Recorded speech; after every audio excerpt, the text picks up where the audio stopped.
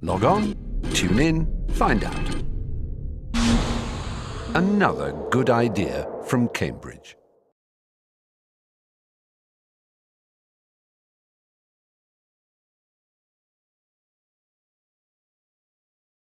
Very great honour and pleasure to have a chance to talk briefly to Sir Peter Swinnerton-Dyer. Thank you very much indeed for coming to do such a thing. Can you tell me when and where you were born? I was born in Northumberland in 1927. And tell me something about your family, as far back as you like. I mean, your grandparents, or how did you get a hyphenated name, for instance? Because my family picked the wrong side in the Civil War and lost all their money, and the heir married the only daughter of a Lord Mayor of London who was called Swinnerton, and as long as the money lasts we shall be called Swinnerton-Dyer. I see. And tell me something about your grandparents on either side. My grandfather on my mother's side was a Newcastle businessman. My father's side was the son of an extremely successful businessman. My great-grandfather was managing director of Armstrong Whitworth. My grandfather, unfortunately, had no talent for gaining or even keeping money, and he invested a great deal in bogus Australian gold mines. However, my father, who was a successful businessman, left me sufficiently well off. So, for example, I was sent to Eton. In due course, though we are a younger branch of the family, the elder branch died out and I inherited the baronetcy, which goes with the knighthood which I earned as chairman of the UGC. And, well, that is roughly my family history. Okay. Tell me what sort of man your father was.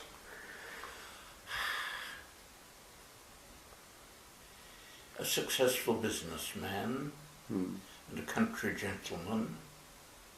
A nice man? Kind to you? So-so. So-so. Interested in academic things at all? Not greatly, no. He was by training an engineer.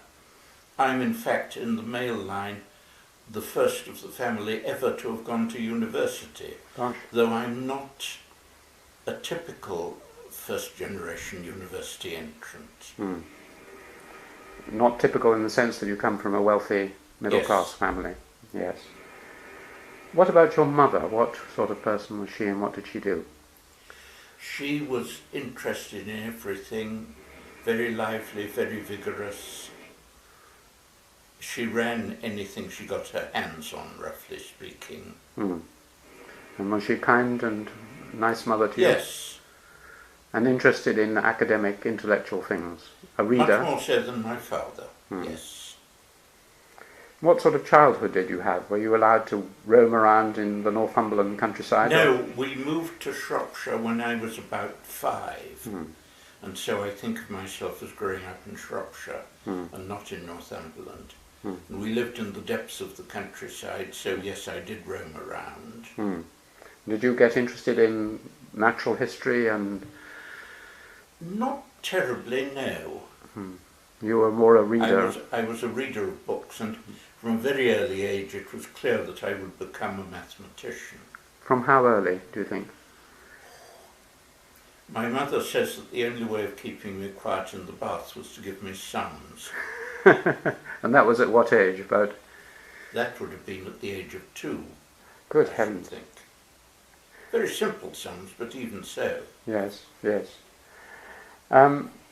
Tell me about your schools. What was the first school you went to? The first school was what in earlier days would have called a dame's school in Church Stretton, which is one of the towns about 6-7 miles away. And then I went to the Dragon School. Did you? I went there too. Oh! Yeah. And then I went to Eton. Well, when did you go to the Dragon? 1935. Were there any teachers at the Dragon who you remember as influencing you at all? Yes, one of them, the maths teacher. What, do you remember his name? Geoffrey Meister. Meister, I remember that name, yes. He lived out on Boar's Hill. And were you already, by the Dragon, obviously very enthusiastic about mathematics? Yes. And what about other things? Did you play games at the Dragon? It was a great game. Yes, but not very successfully. I loathed cricket and continue to do so. So, my last year at the Dragon, I was allowed to play tennis instead of cricket. And then at Eton I rowed because that was the only alternative to cricket. And being large, I was a reasonably good oar.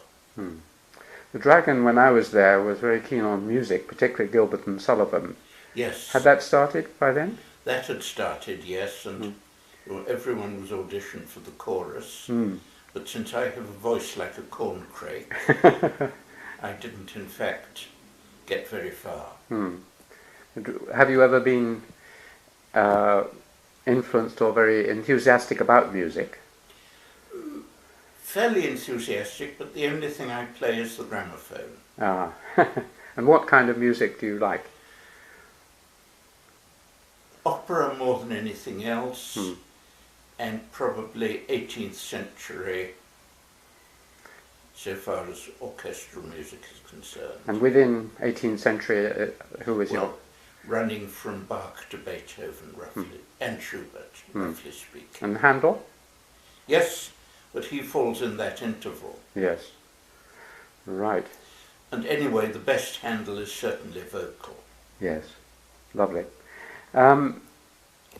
Moving on to Eton, did you enjoy your time there? I think as much as I would have enjoyed any public school, and probably more than most. Were there any teachers there who influenced you? Not to the same extent, no. But there were some good mathematicians, or? There was some reasonably good mathematicians, yes, I think. What else did you study? I mean, you can't just do mathematics. Oh no, you had to do everything up to what is now GCSE, and was O-level. Yeah. My day, except that Eton being Eton, you didn't take public examinations at all. And so I had to do Latin, Greek, French, small amount of German, history, divinity, certain amount of science, physics and biology, but oddly enough not chemistry. Did any of the other subjects particularly interest you? Are you a linguist, for instance? No, I'm not at all a linguist. History, if anything, and I've continued to read history with enthusiasm, but some pleasure that I don't have to be a professional historian. Why not? Well, it looks to me awfully hard work grubbing in archives. What Stalin described historians as archive rats. Yes. Not a very nice designation, but... And Geoffrey Elton said that the best friends of historians were fire, water and rats. You knew Geoffrey? Yes. He must have been... he was about my age. I met him a little towards the end of his life. What was he like as a... He was a formidable administrator or university politician. He was a formidable university politician. Whether he was ever involved in administration, I don't know. I got on very well with him. I think largely because we disliked the same people. That's a bond of friendship. Indeed. Well, he was reputedly, he was seen as quite a conservative figure, and with a small c, in the university. Would that hint or suggest that this was how you were as well, or not? Well, Mrs. Thatcher was also seen as a conservative figure. Yes. By those who weren't hit with the handbag. So you were conservative? Well, I used to describe myself as one of the few Thatcherites in the Labour Party, except that by now, of course, they're very commoner than any other sort of person in the Labour Party. Indeed. In just finishing with Eton, what did you do? Public A levels at least? We did, I think, the same exams, but they were privately marked. I see. In what subjects did you do them? Mathematics? Mathematics and physics, probably. I can't remember with any confidence. And then you went, did you apply to several universities or just? No, just to Trinity. I got a major scholarship, and that was well before you had to start applying anywhere else. And did you apply to Trinity because of its famous reputation in mathematics? Probably, yes. My father said it was the right place for me, and the school said it was the right place for me to go to, so as a dutiful youth I went. And who were the, I mean, it was well beyond the age of Hardy and people like this. Who were the mathematicians? Hardy was living my first year as an undergraduate, so I saw him sitting out in Great Court, but I never spoke to him. Littlewood was my research supervisor. Was he? The other outstanding mathematician of that generation was Besikovich. Can you say anything about either of those two people as teachers or thinkers? Well, Littlewood was one of the greatest mathematicians of the 20th century, in a distinctly old-fashioned way. And so I was brought up as an old-fashioned analyst and number theorist. Since I was primarily a number theorist, my natural research supervisor would have been Mordell, but he was a devoted and very bad bridge player, and if he'd been my supervisor, I would have had to play bridge with him about once a week, and the prospect did not attract me. Littlewood's technique with research students was very simple. He gave you a list of some 20 or 30 problems and said, go away and come back when you've done one of them. I only later learnt that the way the list was compiled was that they were all problems which a mathematician who he respected had seriously tried and failed to do. I did do one of them, so I got a research fellowship at the end of my second year. He had a list of rather easier problems which you got given in the third year, if necessary. I never saw that list.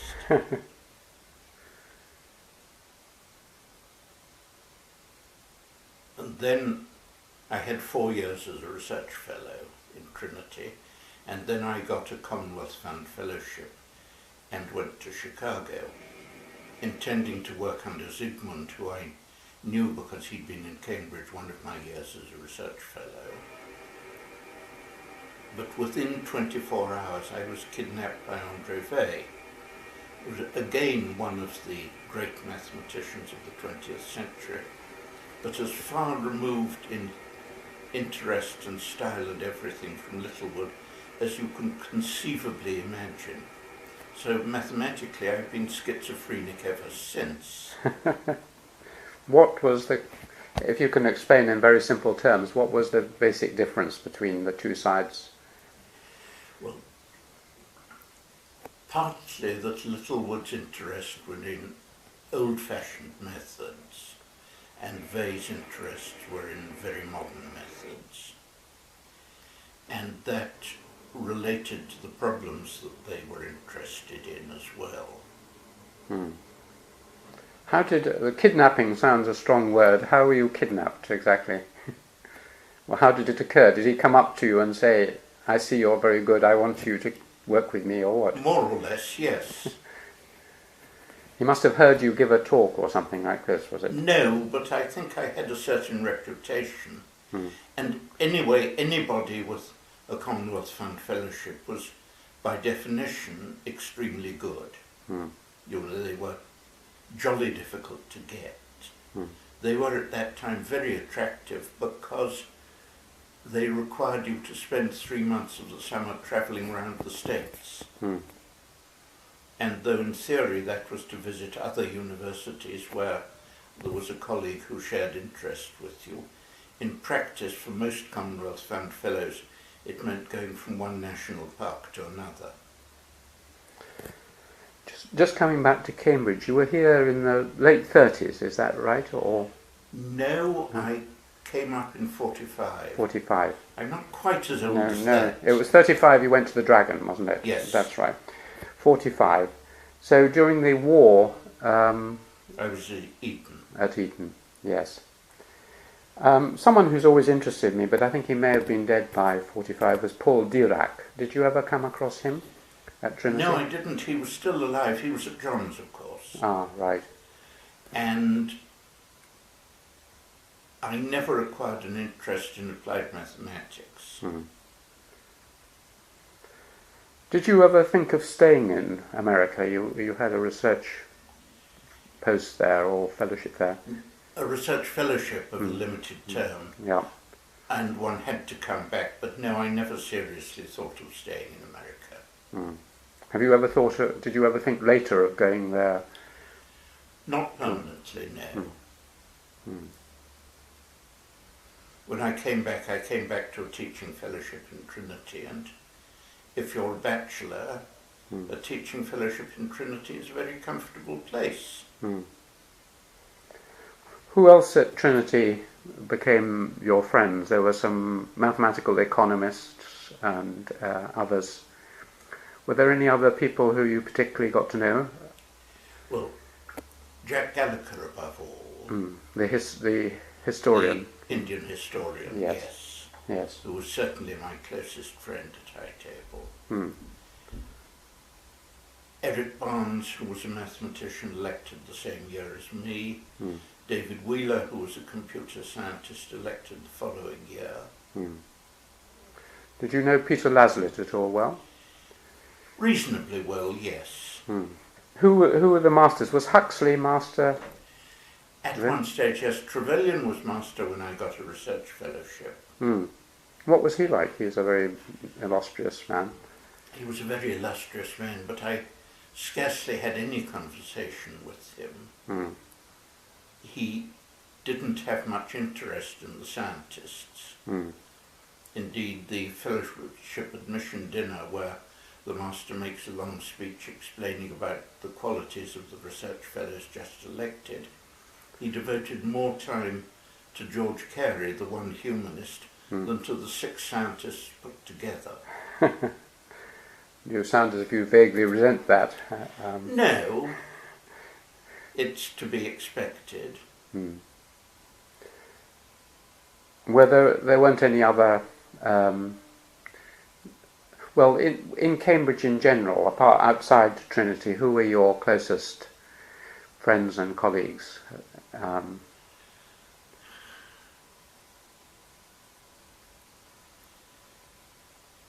Maybe David Wheeler in the computer lab, because in fact I came back to a teaching fellowship in Trinity, but I couldn't get a university assistant lectureship. I lost out twice, once to Michael Attier, which was certainly the right decision, once to Christopher Zeeman, which was less clearly the right decision. Michael is a mathematician as well, isn't he? Michael is a mathematician. And Zeeman. Oh yes, these were assistant lectureships in pure mathematics. Were you upset by this?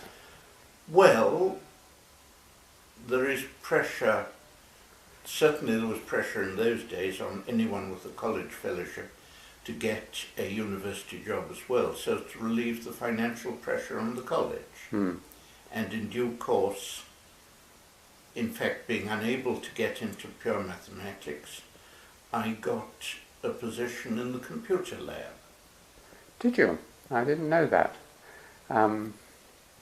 Yes, I spent something like 10 years there, and had I not been there, I don't think the Swinnerton-Dyer conjectures would ever have happened, because they couldn't have been made credible without the use of a computer. And in those very early days, it was only privileged people who got the use of a computer. You must have known Maurice Wilkes quite well. Yes. He was obviously very important in the development of computing Yes. in Cambridge. What was the generation of computers at that time? The IBM 370 or before that? No, this is before that. Cambridge The EDSAC? had, the EDSAC 1 was on some criteria the first working computer ever built. It's a very delicate criterion. It was the first British computer to run a program correctly. Not the first to run a program. The Manchester one beat it by a few days, but there was a bug in the program. What a fine distinction, yes. Yes. What about the one in America, the Chicago or somewhere there was... No, Pennsylvania, I Yes. think. ENIAC. ENIAC, yes. I'm not sure what the timing was of that. You mentioned your famous conjecture with Birch. Birch Yes. was at Oxford, wasn't he? Birch was at that time at Cambridge. He was a research fellow in Trinity, a few years later than me, partly because he'd done national service and I hadn't. What was his first name? Brian. Brian. And how did you come to work together? I mean, just because you were in Trinity, or... Just because we were in Trinity and pure maths research fellows, indeed number theorists, and we got on together. This is probably an impossible question, but as I mentioned, John Coates referred to his great life's work being to look at your famous conjecture. For someone like myself who knows very little about mathematics, is it possible just to outline what it's about? What is the question to which this is a conjectural answer? The question, suppose you have a curve, a cubic curve in the plane, and you know a rational point on it, then it turns out that the set of all points on it form an abelian group in a natural way. And the question is the structure of that group. And it had been well known for a long time that the torsion part of it was finite, and by now everything is known about the torsion part. And it was proved by Mordell that there are only finitely many generators of infinite order. The great problem is how many generators of infinite order, and that was at that time regarded as one of those questions to which there could not be a sensible answer. Partly because it appeared to most of the people who worked in that area that there was nothing in terms of which to express it. Well, we found conjecturally that there was a sensible answer and stated it in some detail. But now there is a very big gap between conjecture and proof. And has it ever been proved? No. No. Special cases are now proved, but really only very special cases. And it is one of the 7 Clay Institute $1 million problems. So if you solve it, you get $1 million. But robbing a bank is really easier. Do you think it is solvable? Yes, but I don't expect it to happen in my lifetime. Indeed, I rather hope it doesn't happen in my lifetime, because I shall have to try and understand the proof, and I'm too old for that. They will certainly ask you to adjudicate. Is Birch still alive? Yes. You mentioned that computing was very important in the early formulation of this, but will computers and the increasing power of computers help in solving it? No, I think not at all. Is there anyone who's come closer than others to the solution, as far as you know, like John Coates or anyone else? John Coates is one of the people who has proved special cases. But the special cases all depend on a very special property which certainly does not generalize. How is it that someone who is obviously so entirely intellectual and involved in mathematics ended up as chairman of the UGC?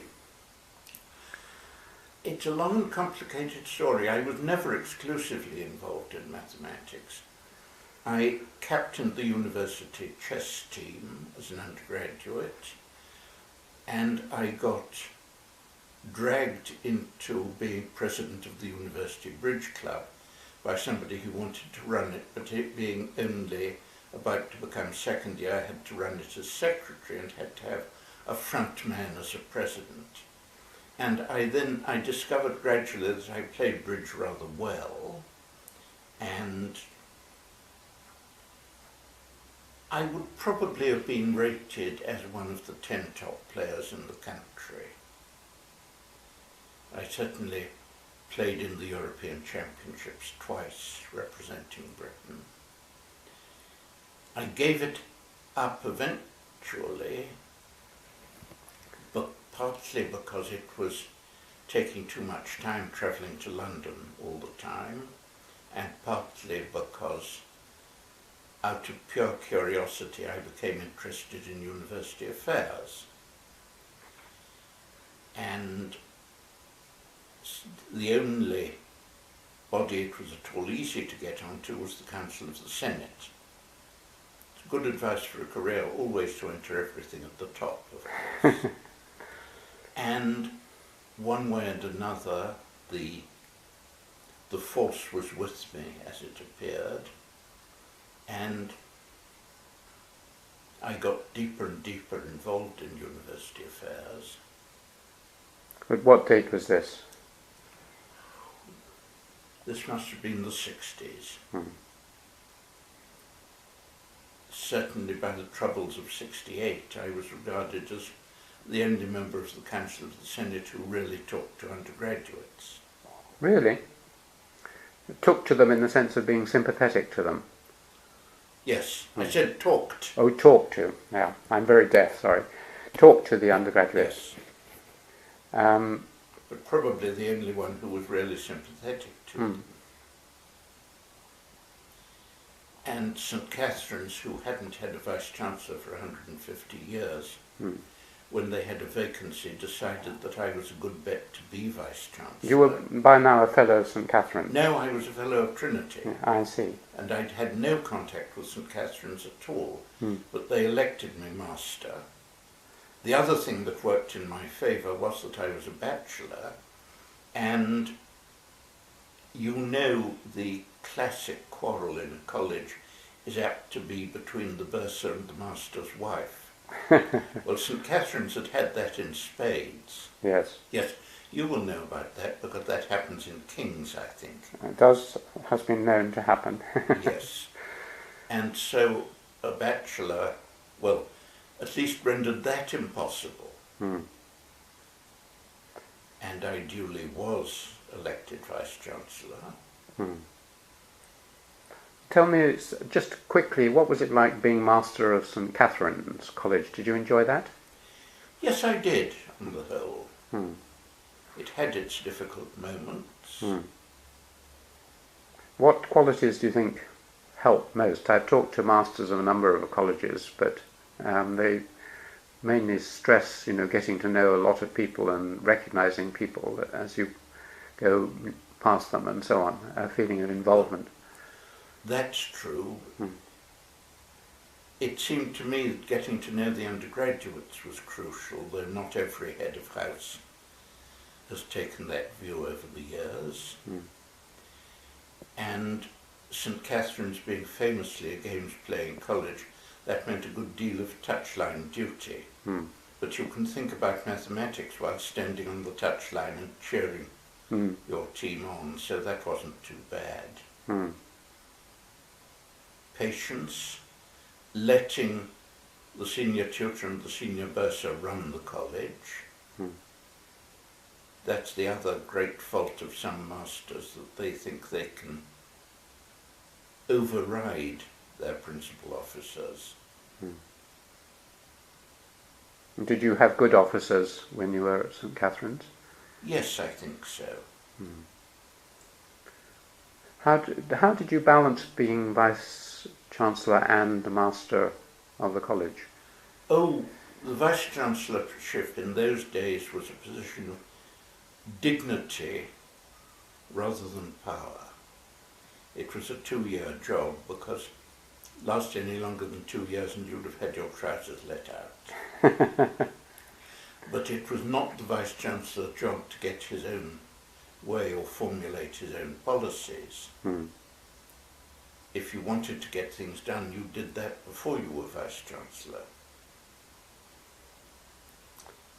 Even Arthur Armitage, who must have been the most formidable figure as Vice-Chancellor in the whole of my time in Cambridge, got his way before and not as Vice-Chancellor. He then went off to Manchester to be a proper Vice-Chancellor. So you had very little power, but quite a lot of responsibility and Yes. Ceremonial duties. Yes. What did you chair? Did you chair the General Board, or? You chaired in those days the Council of the Senate, the General Board.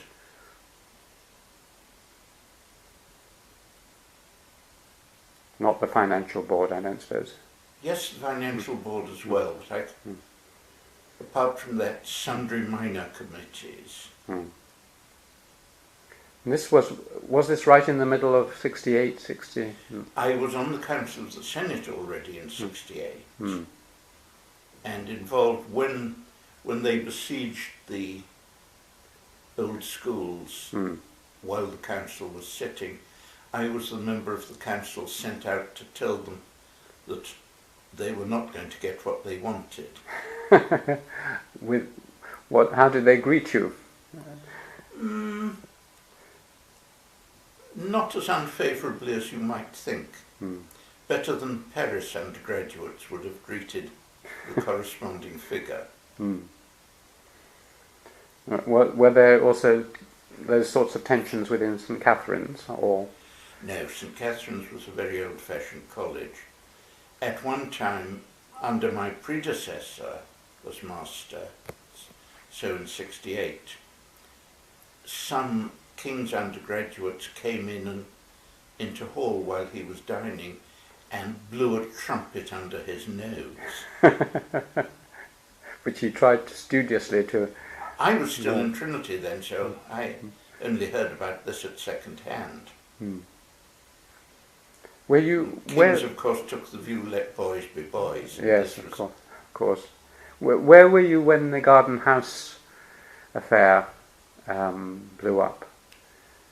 I was still in Trinity. Were you? But were you on the Council of the Senate? Yes.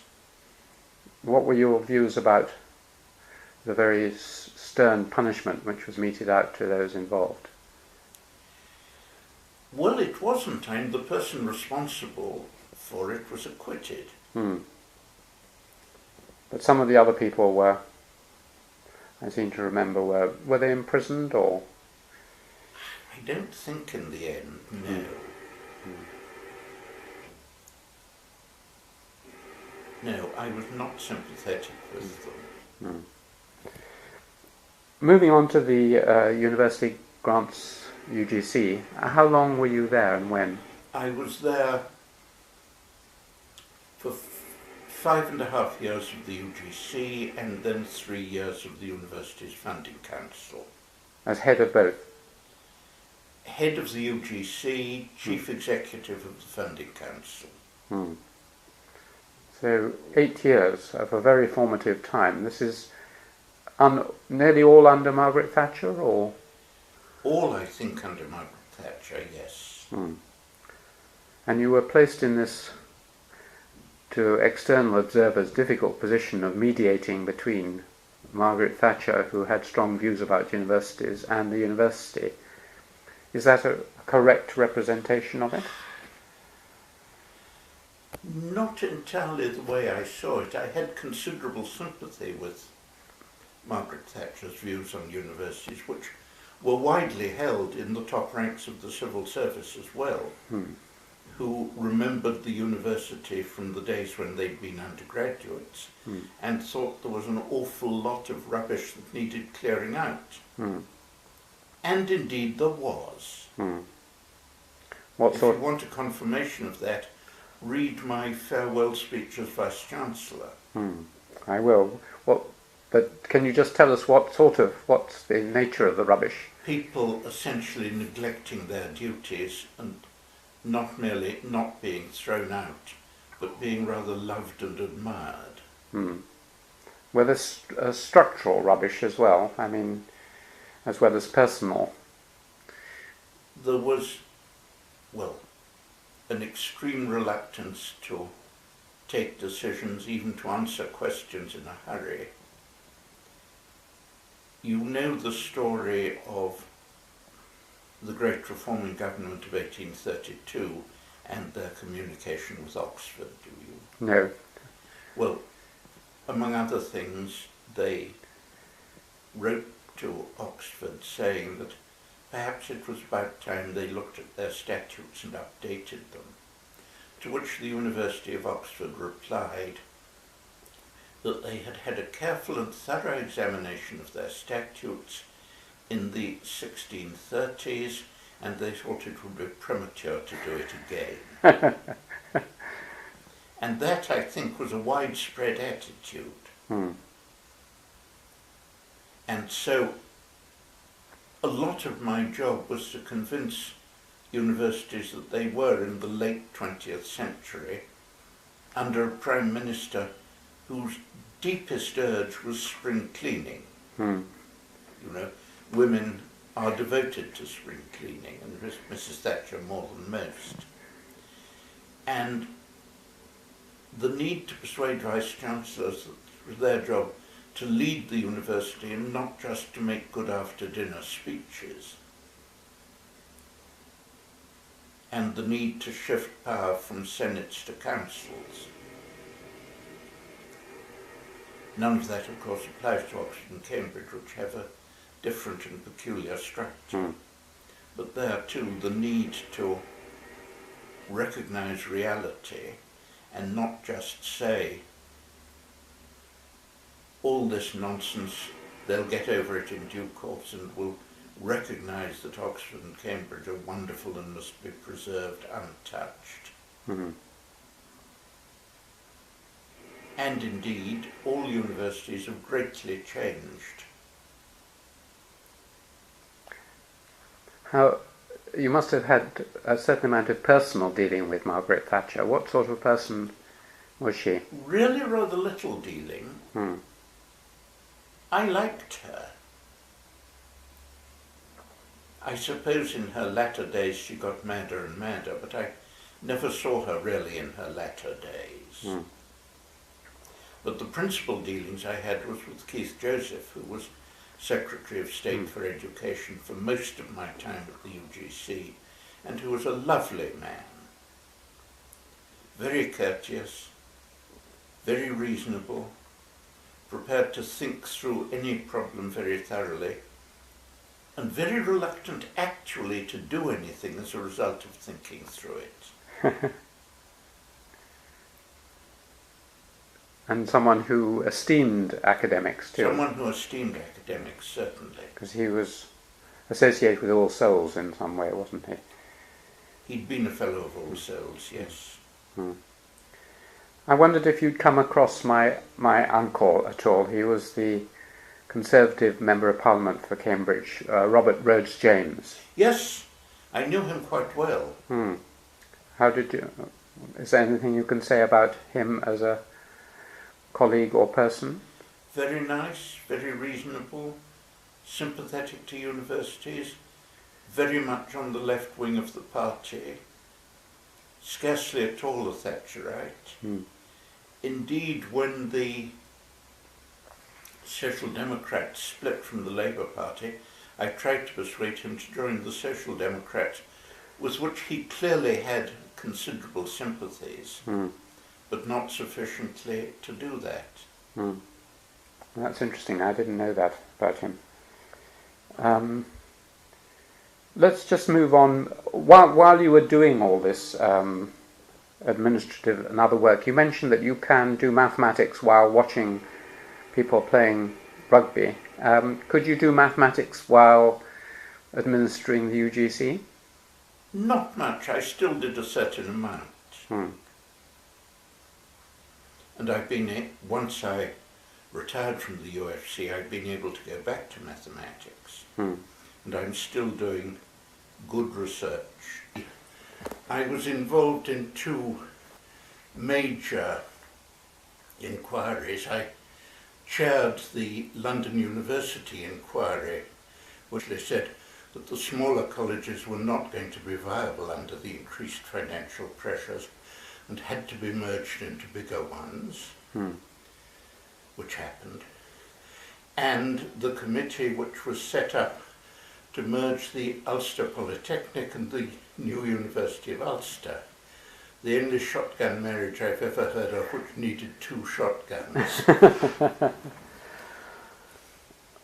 In both cases it was a successful report and led to the outcome. In both cases it was successful, yes. I mean, as you obviously are a very experienced administrator, what qualities do you think are required for that role that you've undertaken? Well, I would distinguish between an administrator and a policy maker. I've never been an administrator, and I think I would be rather bad at it, actually. I've been a policy maker, and perhaps the two most important things are to judge what are the limits of the practical and to put yourself in the other people's minds. There's a saying in S.J. Simon's Why You Lose at Bridge, book which in some ways has influenced me more than any other, probably, which says you should always seek for the best result possible, not the best possible result. The art of the possible, the famous. Sorry, the art of the possible, yes. And of course there's the Duke of Wellington's famous answer when he was asked what was the secret of his military success. I always tried to know what was going on the other side of the hill. And how did you do this? By talking to people? By empathetic? Saying what I would think if I were in their shoes and held their opinions. It's probably the same talent that was developed by my years as a bridge player, for which putting yourself in the other man's shoes is also crucial. You mentioned a number of times that you were a bachelor fellow, but now you're not, you're married, is that right? I'm married, yes. I married at the very end of my mastership of St. Catherine's. Does your wife have a career or? She is an archaeologist, so I've got to take an interest in her subject because it's cultural, but she doesn't have to take an interest in mine. What kind of archaeology? She's also my second cousin. What kind of archaeology does she do? Middle Eastern. She used to dig in Mesopotamia before we were married. After that she moved first to Bahrain and then to Kuwait. And she is now settled for being a senior figure and going round commenting on what's in museums. What is her name? What was her married name? Harriet Crawford. Oh yes, I know. I knew Harriet Crawford, yes. I know her. A stereotype of mathematicians is that they do a lot of their best work when they're quite young. And you mentioned that if the Birch-Swinnerton-Dyer conjecture was supposedly proven, you would find it difficult to find out whether this was the case. Have you felt, is there a curve in your own life of mathematical energy and ability, do you feel? Yes, I have less energy than I used to, not necessarily less ability, and the statement that mathematicians do their best work when they're young is really based on two famous cases of two of the greatest 18th century mathematicians who died in their 30s. And so One doesn't know. Who were they? one was Abel, the Norwegian, the other was Galois. Abel died of consumption, I think. Galois died in a duel. It would be the same sort of inference from the early death of Keats or something like Yes. this. But for example, Littlewood was still doing good research in his 80s. He finally had to give it up, not because he'd run out of ability, but because he could no longer read his own handwriting. Returning to the university, is there anything you could say about Cambridge as a university that is special from your experience of all these other universities? Perhaps Oxford would fall into the same bracket, but... Yes, Oxford claim that I don't understand Oxford, that I believe it's just the same as Cambridge, which is not true, but I don't understand Oxford. Do you understand Cambridge? Probably I did understand Cambridge as well as anyone, but of course Cambridge has changed quite a bit, and I've not really kept up with the changes. I'm writing a book on the history of Cambridge and increasingly confused. So can you give me any idea or guidance on what would be the keys to understanding it when you were in the position of understanding it more?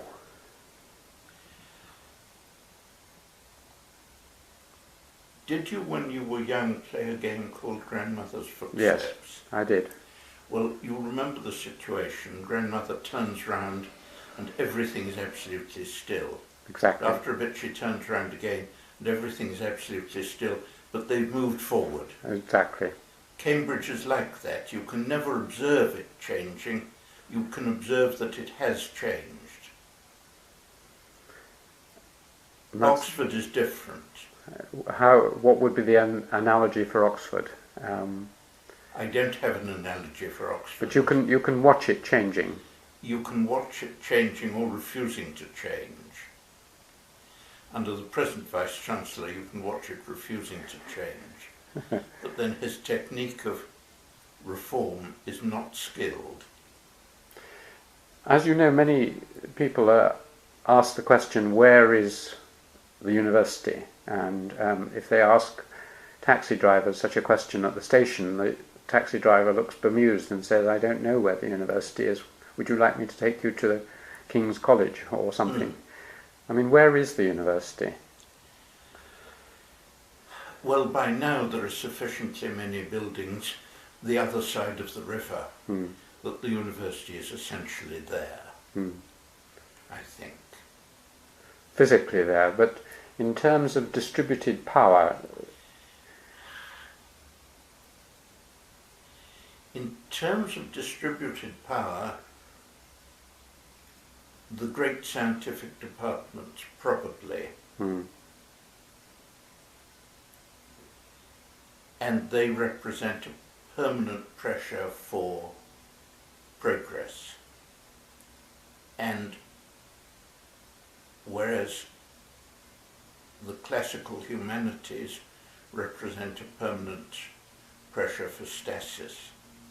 And part of the difference between Oxford and Cambridge is that the balance between the two is very different. Cambridge, the sciences dominate, because they always have. Since the 18th century. The classics, the humanities dominate. That would lead one to infer that Oxford is more conservative and slower in its changing. and also, for various reasons, the balance of power between colleges and the university, by which essentially I mean the departments. Colleges are much more important in Oxford. How well do you think the balance between colleges and departments works here? There is a tension all the time. Do you think it's... There's a tension, but I think it works tolerably well. As a place for encouraging creative thought, do you think this organisational structure is pretty good, or...? It works. Why it works, God knows. That's a sociologist's problem, not a mathematician's. But empirically, it does seem to work pretty well. Have you found other universities elsewhere that it works even better? Harvard. But I doubt if there's any university in Britain that I know well enough, apart from Cambridge, to say that. I often ask people if they were giving advice to a young student starting out in their subject, what would they advise them, starting out on a research career in their subject? Is there anything that you would say to such a person in pure mathematics?